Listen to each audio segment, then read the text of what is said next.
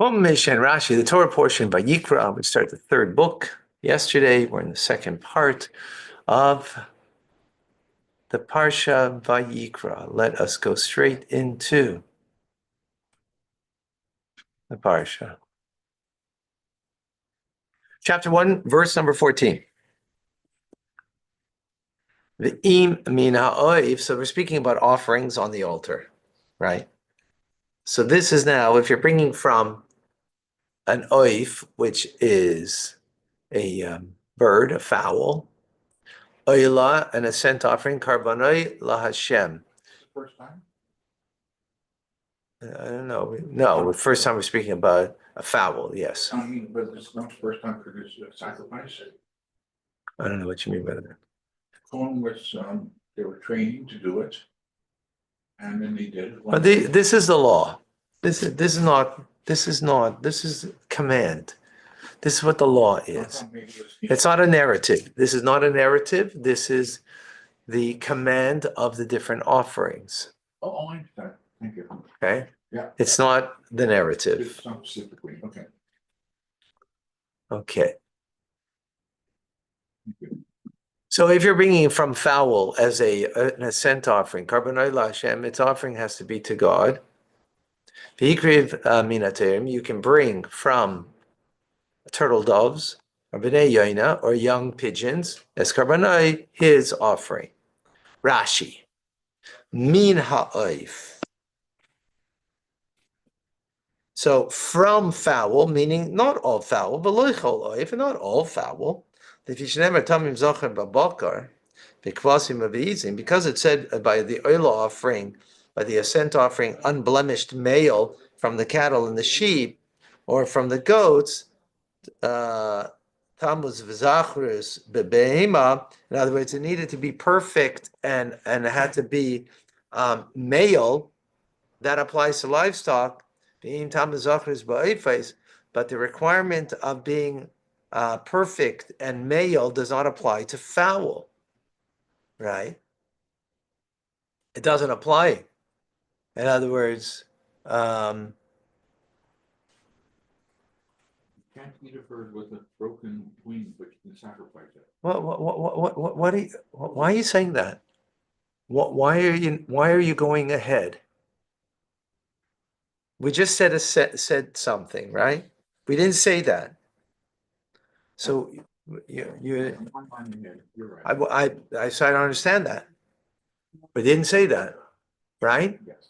So otherwise you miss the point of what we're saying. He's saying that it's not the same as an animal where it has to be perfect and it has to be male, right? That was learned, right? The fact that the Torah now is saying, right, the fact that it only says it by the cattle is because it's specifically for that, not here. So then what does it say? What does it mean, min ha'oif? What does it mean then from? It means from to exclude some. So what is it excluding? That's what he said. Yochol af mechusar evrai might think that if the fowl was lacking a limb, that too would be acceptable. So the verse comes to say from the fowl. In other words, not all fowl, some fowl not. What? If it's missing a limb. Okay? You have to follow the process. Otherwise, the nuance in Rashi, you don't get. Okay? I won't read it, I'll listen to you. Well, no, read it together. Don't read ahead. Read together. Okay? Tairim, turtle doves. Gedolim v'lo ketanim. These are mature ones, not young ones. B'nei yoina, young doves. Ketanim v'lo gedolim. These are young ones and not mature ones. Okay? Mina tairim mina b'nei yoina. And here it also says from, meaning from them, not all of them. Of them, not all of them, right? Prat l'tchila satzihuv shebazeh or v'shebazeh. This is to exclude the beginning of the yellowing on both of these species. That shehu puzzle that it is an invalid offering. Shegadol hu eitzel b'nei yoina, because such a bird is mature with regards to doves. The kutnetzel terim, but immature with regard to turtle doves. In other words, it's an in-between stage, and therefore it's not included to be valid. Verse 15. Vikrivai, and he must bring it, HaKoyin, the Koyin, Elamizbeach, to the altar. Umalak is Reishai, and he will nip off its head. Right? It's a special way that he does it. Rashi will tell us. And it will be burnt on the altar. And the blood will be squeezed out on the wall of the altar. Rashi 15. Vikriva, and the kohen shall bring it. Afila preda achas yovi, even if it's a single fledgling, because it says bring it, not bring them. Right? Meaning even one he brings. A kohen malak, and the kohen he shall perform malika. What is malika? A malika bechlim. So this is a slaughtering method that is not done with a vessel with an implement. Ela ba'atme shel kohen, but rather it's done for the very self of the kohen. He cuts his fingernail at the bird's nape, and others he grows his fingernail in such a way that he's able to use it as like to sever the backbone. Until it reaches the signs of the gullet and the esophagus and the windpipe, the trachea, and cuts them. It's a very unusual kind of thing, and this is done only for the altar. Only for the altar. Nowhere else. And the blood shall be squeezed out, lush, and meats, apayim, meats. What's meats? Meats anavim. You know what meats anavim is? Grape juice. Did you know that? That's grape juice. Why? It's squeezed. Meats means to squeeze. That's what over here, nimtza, the word meats over there. So it means squeezed out, apayim, extract from. He brings an example, the extract of anger. He doesn't bring here of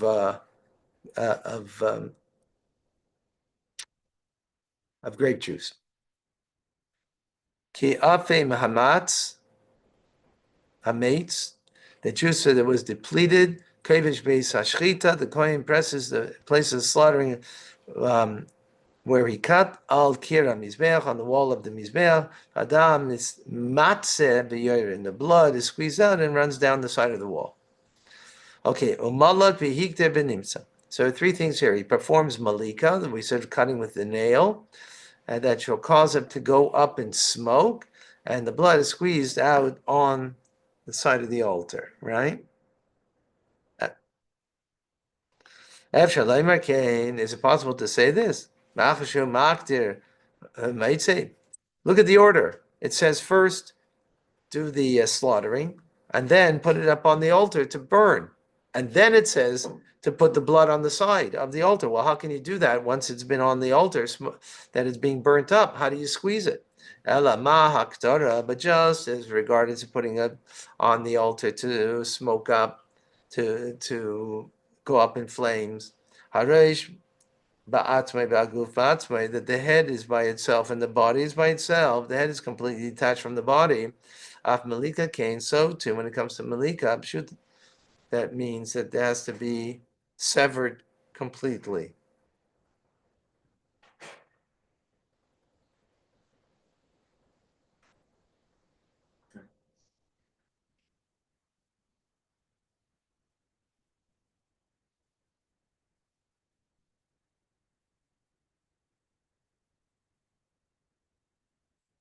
It has to be, the point is that it has to be severed after the malika, even if it wasn't done with, and if it needs afterwards to use a knife to sever it completely, then that is to be done. That's the point over here, that it is severed, and therefore the body will go up. That's what it's come to teach us. That's one explanation. Then he said, Pshuta Shamikra Misurasu. But the simple understanding is the verse is inverted. Malak Vihiktir. It says the Malika, the slaughtering of it, and then you put it up in the smoke, but before you put it in the smoke, Kvar, the blood would have been squeezed out already. So Rashi says it's inverted, the verse. And that's often Rashi does say that, by the way, that the verse is not in order. Just like there isn't order between verses, right? The narrative isn't necessarily going in order. So likewise, the verse is not necessarily. Why Rashi brings us, if this is a simple meaning, as the second explanation? That's a good question. I don't have an answer. Maybe there is something. Okay, 16. The Hasir is murase, and you remove the crop, the noitzitza, with its the noitzitza. How does it translate? The noitzitza, with its innards. And you discard it next to the altar, Kedma, on the east side, El Makam Hadashin, the place of the ashes. So what's the crop? Let's see it, like the stomach part, no? Yeah, let's say the place of the waste. What does that mean? Hmm? Re'e. What's the re'e? Well, let's see. Okay, let's see 16 Rashi. Murasei, Makamari, the place of waste. Yes, Zefik, this is the crop.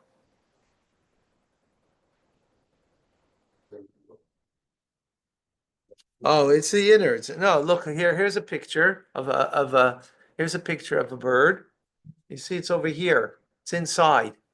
In other words, I guess it's where it's separating, the nutrition that becomes a part of the bird and the part that is then going to go to waste. Yes, it's cut open. Get that. Yeah. Huh? Not mentioned. It's right below the trachea. Remember, it's being you're slaughtering. Huh? The trachea is in the throat. Yeah. So it's right below it. But that's where the crop is. It doesn't go directly from the trachea to the crop. It goes through the gizzard. I mean the lower intestine.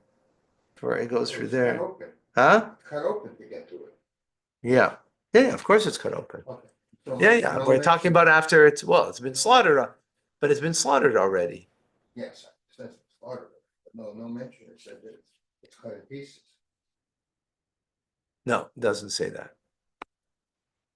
Okay, continuing in Rashi, Benoitzasa, it's innards. Right, Noitzasa is something repulsive. B'nei Mayaha, the innards, the stomach. Benoitzasa lashon davar hamos. It's a repulsive thing. Kamoi kinotzu gam na'u, like the word repulsive and even slip. So we should hear Onkelos. This is why Onkelos explains it. Ba'uchle, with the digestive food. So it's something that's repulsive from the digestive food, the waste. No, it's not the waste because that was the crop. No, the crop is the place of the waste. No, that's murasai. The heser is murasai. It's the place of Bin with its innards. makes it so. I think it's the stuff around it. It's already being digested. Right. With the waste product. Yeah. This is the interpretation according to Abba Ba Yosi ben Chanan. Kurkabon. He says you take the gizzard with the crop. Oh, what's a gizzard? Here's a gizzard. I think it's a lower stomach. Gizzard Down below here. the stomach? I think it's the lower stomach. Isn't that what they ate in the Beverly Hillbillies? The gizzards. The Beverly Hillbillies? Yeah. I think they ate the gizzards. We get rid of it, they ate it. Rabbi Zaina, Zichron and Rachel Amru. Huh? We ate the fistula. So our sages, they say, Keider soviv hazepik b'sanin me'ein haruba. He cuts a window-like hole in the body of the bird around the crop with a knife. And he removes it with the feathers that are on the skin. Like the whole part is just taken out. But regarding the Ayla offering of an animal, this is a fowl, right? But concerning the animal, which it eats only from the feeding trough of its owner, hiktir. There it says that you should wash the innards and its feet with water, and in order to cause it to go up in smoke. Aha. So an animal is put on the altar, that part. But fowl, because they generally subsist from stolen food, and others are eating something that doesn't belong to the owner. That's why it says throw away its innards, because it ate from stolen food. Wow. Fascinating. Got it? So you throw it next to the altar on the east side, on the east side of kevis. So here. East side over here. So you're throwing it on this side over here. Okay. El Malkam Adeshin, the place where the ashes are. Malkam Shenaisim Sham Tumas Adeshin Bechol Vayikra, a place where the raising of the ashes is put every morning, because there's ashes left from on the altar. So you put it there. And the ashes that were removed from the interior altar where it was used for incense, right? And from the menorah, the kulam, the bloim sham, all of them were miraculously swallowed up in their place over there. Okay. 17. Yeah, we're good. Vishisa oisa b'knafav, and you tear it up with its feathers intact. Lo yavdil, but you shouldn't not tear it completely. Vayikra oisa akayin, and the koyin shall then burn it up hamizbecha on the altar. Ala eitzim on the wood, right, top of the wood of the asher ala eisha'il, elahu. So he put it on that which is the fire upon the wood. Elahu, it is an ascent offering. Ishe, a fire, reyach nichayach, a pleasant fragrance, Hashem, for God. God's pleased with this. Okay, Rashi, Shisa, and he tears it apart. Ein shesua ella biyad. When it says tearing, it means by hand, not with a knife. Before we said you tear up, for a hole to make with the, right? But here it's no, by hand.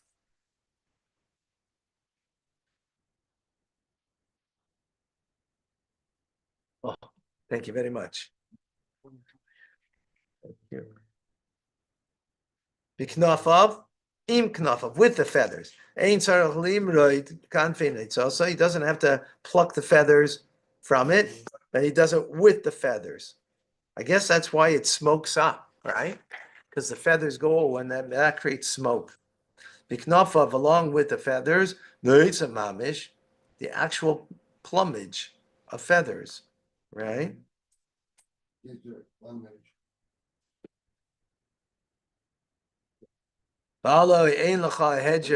Is it not true that there's no ordinary person that the smells, it's a harsh smell of the burning of the feathers? Doesn't he become nauseated because of it? So why does the verse say that it should go up in smoke? In order that the altar should be full of muhudar and beautified with the offering of a poor man. This is a poor man's offering.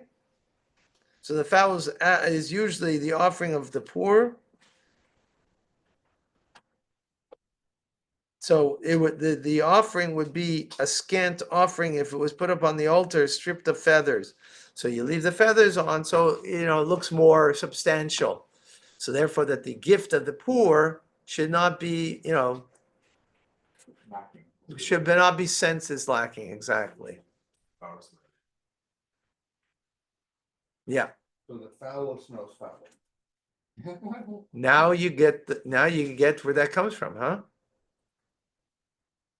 Lo yavdil, don't divide. Ena mifarka legamre, don't divide it completely. L'shtei chatiches, the two pieces. Elakayre migaboy, but you should tear it along the back and leave it intact in the front. The nemar ba'oif, as it says concerning the fowl reach nichayah, that is a pleasant fragrance, right? It says it's a flavor. Nemar the behema reach nichayah. It also says by a livestock that it's a pleasing fragrance. To tell you, this is to tell you whether you give a lot, in other words, an expensive offering, or you give less, a modest offering. The only thing that matters is that your heart should be directed towards heaven.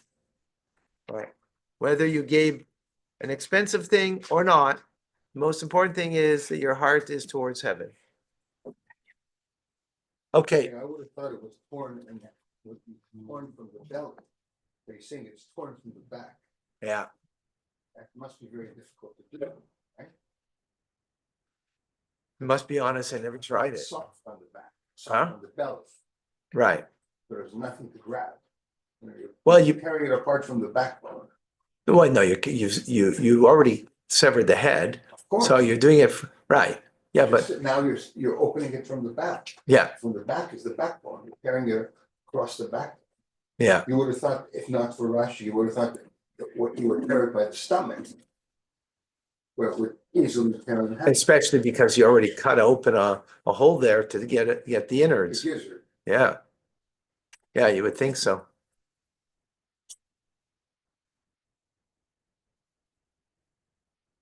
Yeah. Where's Rashi get that from? I don't know. Okay. Chapter 2, verse 1. When a person, nefesh means you're a person, means a soul in literal. That means a person, kisakriv carbon, when he will bring a offering close to God, mincha, it's a mincha offering. Mincha means a grain offering to God. Soiles carbonai, fine flour will be his offering. V'yatzak aleh Hashem, and he'll pour upon it oil, olive oil, v'nasan aleh levina, and he'll put then frankincense. So three things: fine flour,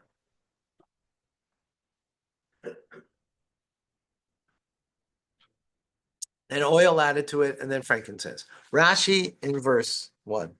Nefesh kisakri, even a person with soul will bring. It doesn't say the word soul in reference to any voluntary offerings, but rather only for the meal offering. And what's the reason? Who would dedicate a meal offering? Ani, a poor person, right? Because he can't bring a fowl even. He can't bring an animal, can't bring even a fowl. He doesn't have the money for it, but he has enough money to give a fine flour oil offering, right? So God said, although the person's is a modest offering, my land, I consider it as if he gave his very soul. That's why it says the word soul. He gave his soul. So let's see, carbonite, the offering shall be his fine flour. Someone who says, here, I take upon myself a meal offering, stam, without specifying what kind of meal offering, because there's several different types. Maybe minchas seilas, he brings a meal offering from unbaked fine flour. Because it's the first one, right? This is the first meal offering that we're talking about. We're going to see there's like 4 or 5 different kinds to bring. This is the first one. And you scoop, it is scooped from it while it is still in a state of being fine flour. As will be explained further on. Yeah. The fish nemru kan hamisha mine menachos.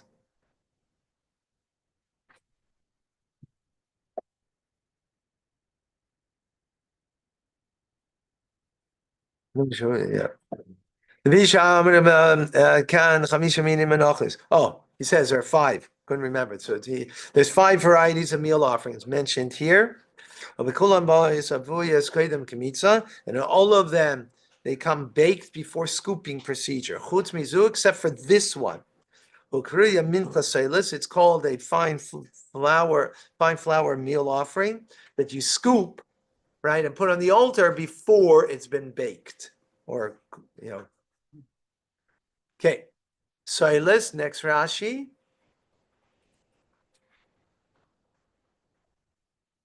Soilis, fine flour. Ain soilis elemin achitim. Soilis is only from wheat. Soilis chitim. Wheat flour, fine flour. And a meal offering is not less than a tenth of an ephah of fine flour.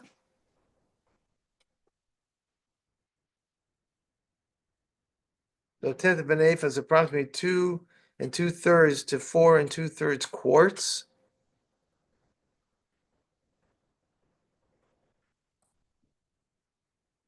Nisarai Selis Mincha, Emar, as a tenth of flour, yeah, for the meal offering, Nisarai Lechol Mincha, and a tenth of an ephah for each meal offering.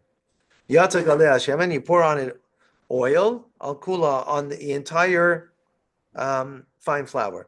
Then you put frankincense. Mitzasa, that's only on part of it.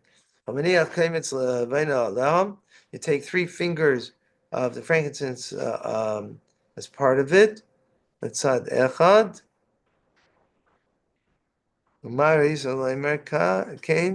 What do you?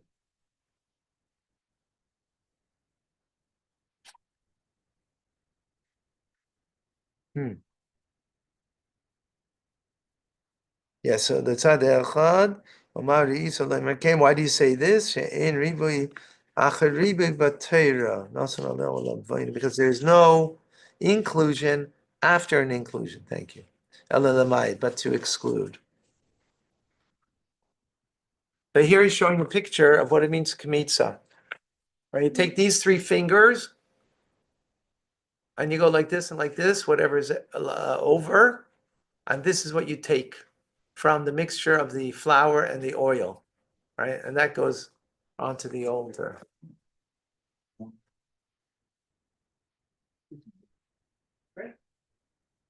So if it's brimming between the fingers, it's too much. If it's between the fingers, it's too much. If there's, right? And if it's too small, also not valid. Has to be full, whole, complete.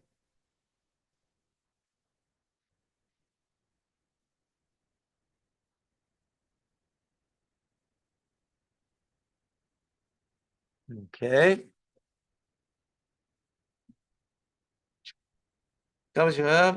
Yeah.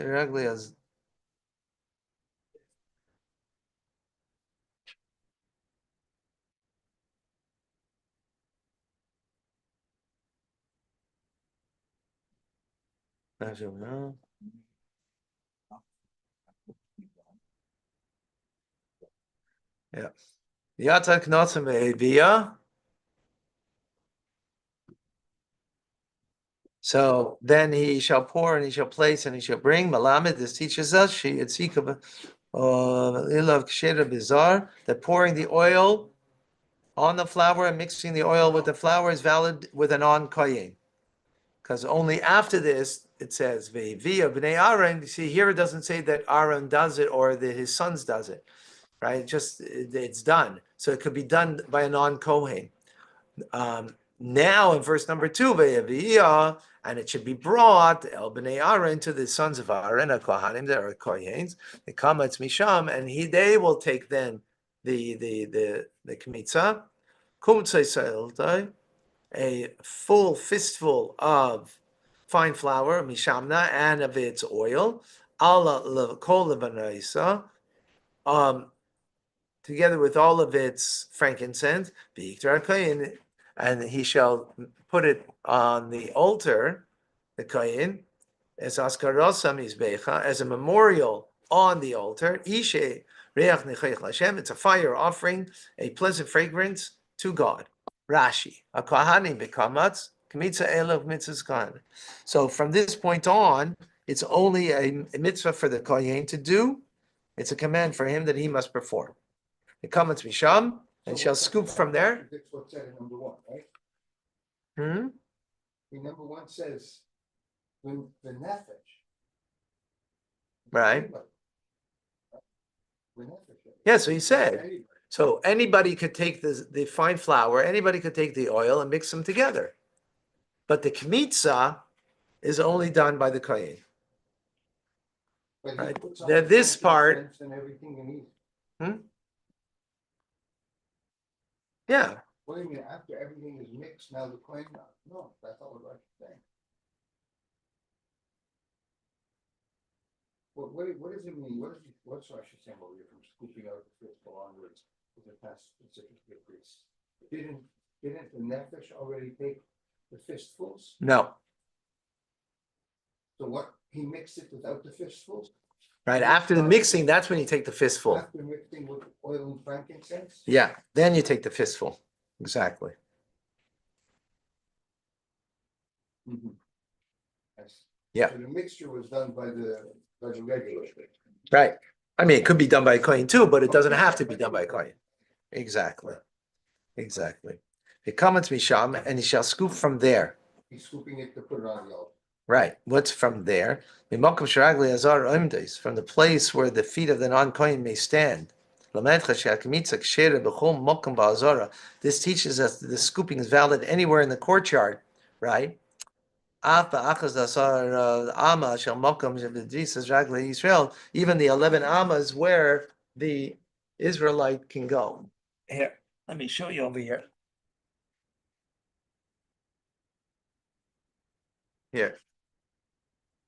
Here in the Holy Temple, right? So only here the coin can go. You see over here, the Israelites can go. That's where they bring. They come through this entrance over here, and they can stand over here, but they can't go over here. I mean, actually, here they could because it gets slaughtered. But over here is where it's going on the altar, right? So they're coming over here to them, to the coin. The coin's coming to them. He's taking from them. Right. As opposed to that it's done only in the, and others anywhere in the courtyard, as Rashi just said. Baba, yeah, okay. Well, mole kumtzai, a full fistful. What does that mean? Yocham nivarat. Might think that 3 fingerfuls are brimming. It's overflowing. That there's flour coming up from every direction and every finger. But elsewhere it says, not here, and you shall separate from it 3 fingerfuls, implying implying that it's only 3 finger fists, that what's inside, not outside of your fingers. So if the conclusion would be 3 fingerful alone, yachol chaser, I might think that I could take a little, only a little bit of the fingerfuls, right? Not full, Talmud Leimer, but our verse says mole, full. So full, halketza, how so? So he puts his hand into the flour, chayfiv sholosh etzbois al pas yadei. He covers and bends his 3 fingers, right? 3 middle fingers, but not his little one and not his thumb, to his palm, and removes the flour that are between the palm and the fingers. Right? He removes over here, and anything here, and anything that's here. He removes what's here. Right? Because if it be full, look here, he shows a picture here where it's like jetting out from all places, right? You can't, that part has to be removed.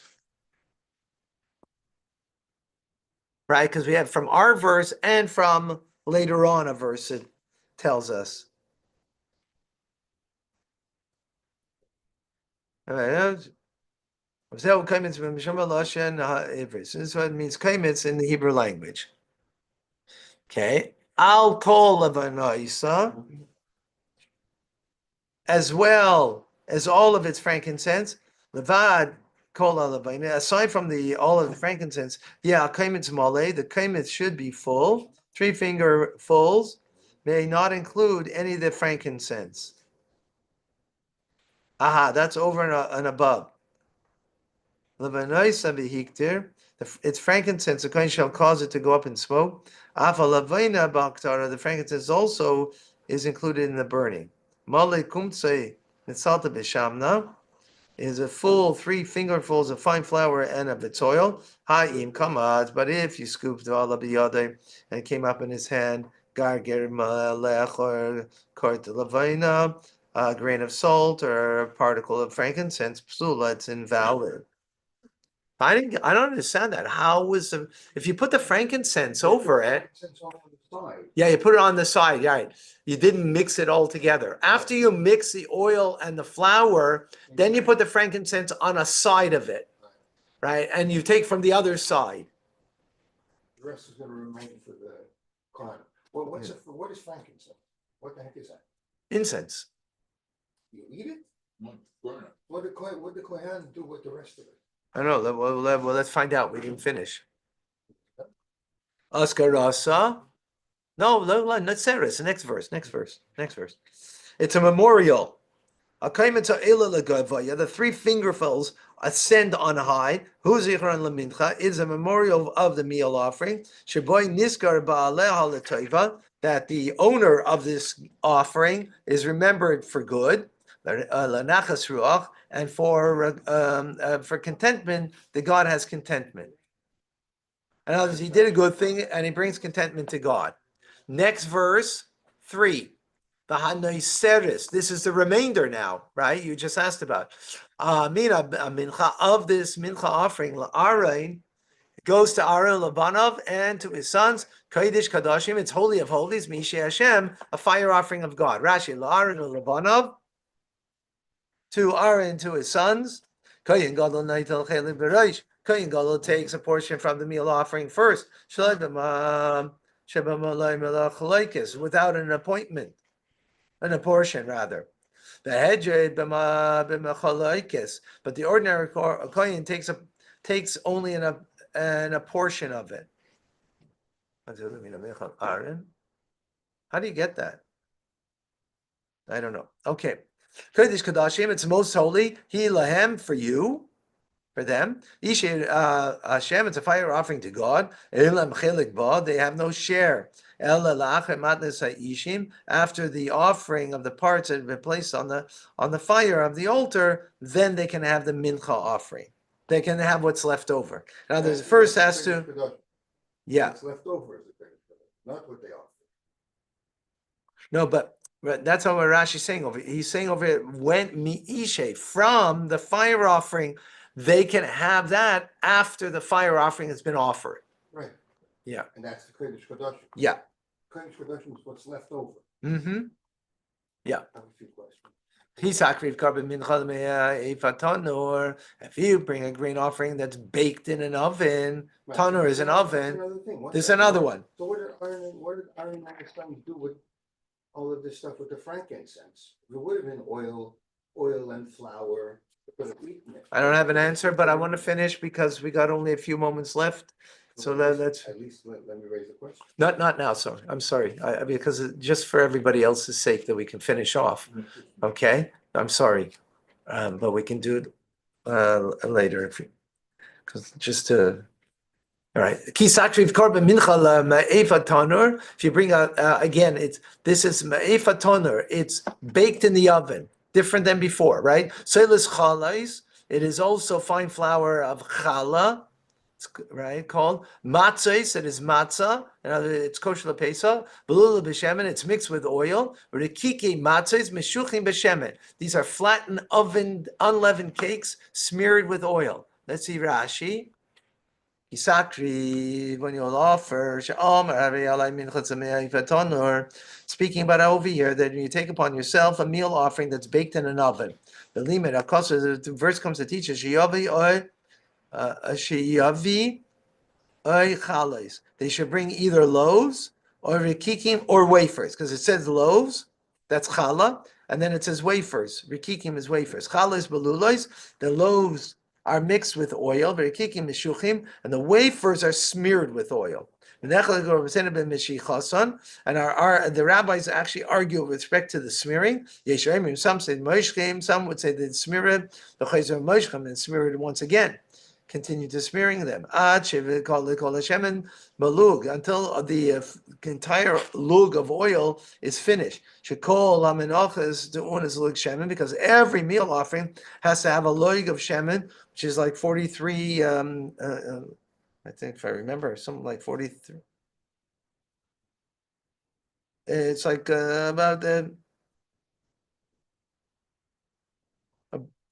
6 beitzim, like 6 eggs size, right? It's a lot. Yesh, remember those that say moishchem can mean ki, that you make it like a letter ki in Greek, which is a nun of ours, v'shar shemen, and the rest of the oil nechal bifnei atzmai. It's consumed by itself without being in the offering. The kohanim for the kohanim. So why does the Torah say over here shemen twice? To permit the second and the third oil of the second and the third extracting procedure. That comes out of the olives. The ein tzarich shemen rishon, but the first pressing is not necessary. Ela the menorah is only for the menorah. Shene'amar boy, because it says azach. There it says pure, but shani b'menachos. But when it comes in menachos, this is called menachos. Avoid sleep ne'evgim. You get some matzon. Any meal offering that's baked before the before their 3 fingerful is taken, and the meal offering, right, except for the first one that we spoke about, ikmatzes al yedei psisa. The 3 fingers are taken from crumbling, as baking has already been made from them, and they're hard.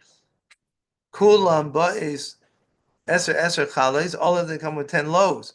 Omer rikikim, and with the meal offering, which is the wafers, it says ba asara rikikim comes with 10 wafers.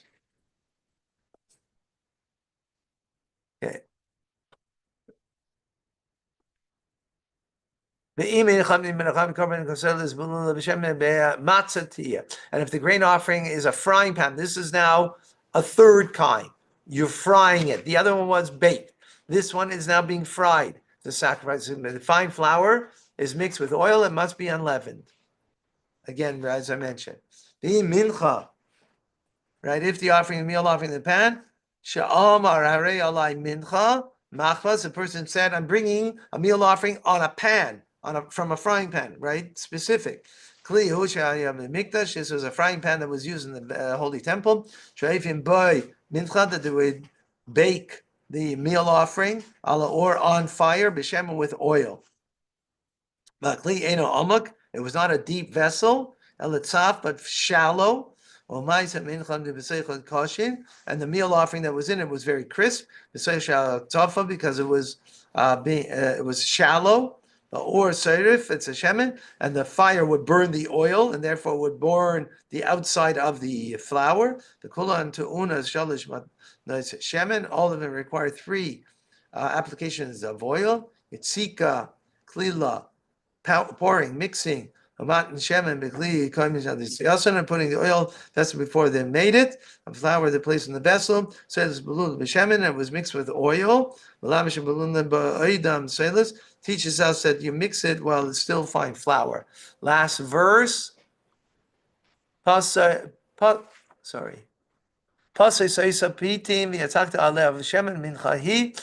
it into pieces and you pour oil over it. It is a grain offering. Rashi 6 passes. You crumble it into pieces. Rabbis is a mincha to include the meal offering. And ephah is a kind of kamitza that is baked before you're scooping. The pieces is set to crumbling pieces. You pour on it oil. It's a meal offering. The rabbis is menachos include the meal offering yitzika that it has to be poured. Yochel af mincha af b'toner kain.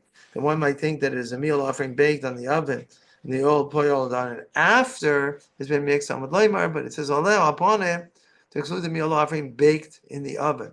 It means to include the loaves baked in the oven. But it would not exclude the wafers baked in the oven. Talmud leimar, who the second time, which means to include the wafers baked in the oven. I'm not clear on that last one, but we're gonna continue.